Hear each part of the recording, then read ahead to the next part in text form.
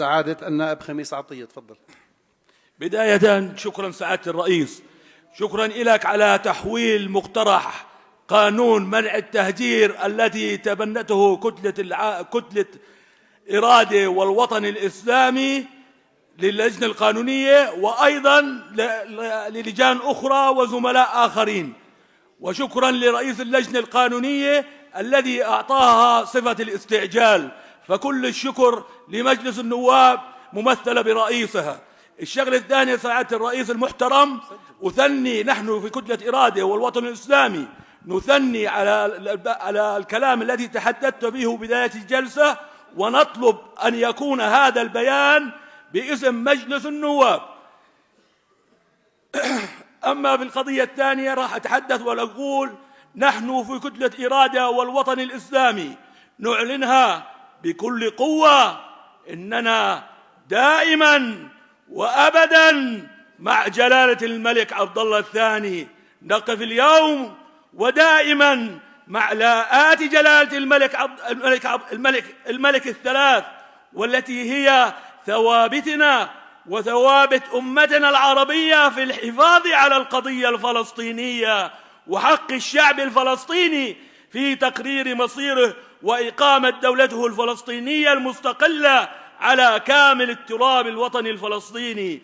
أمس أعلن جلالة الملك بكل فخر إنه يرفض التهجير ويرفض المساس بأهل غزة، وإن الحل هو رحيل الاحتلال وإقامة الدولة الفلسطينية وعاصمتها القدس الشريف، وعودة اللاجئين الفلسطينيين إلى مدنهم وقراهم في فلسطين التاريخية.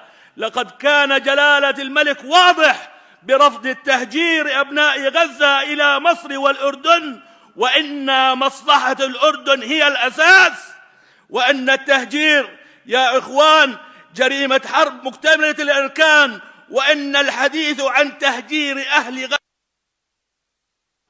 أنا رئيس كتلة سعادة الرئيس. كمل. وأن الحديث عن تهجير أهل غزة إلى أردن ومصر بالقوة مخالف للقانون الدولي، بل هو نسف للقانون الدولي وهو جريمة حرب كبرى.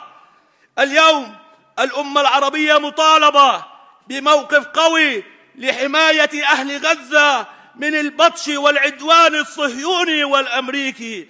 إننا بكل قوة مع أهل غزة، مع صمودهم، مع بقائهم في أرضهم، وهم فعلا باقون.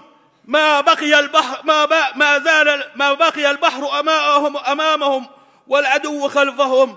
يا أهل غزة إن البحر أمامكم والعدو خلفكم، ولكنكم منتصرون بإذن الله. والسلام عليكم ورحمة الله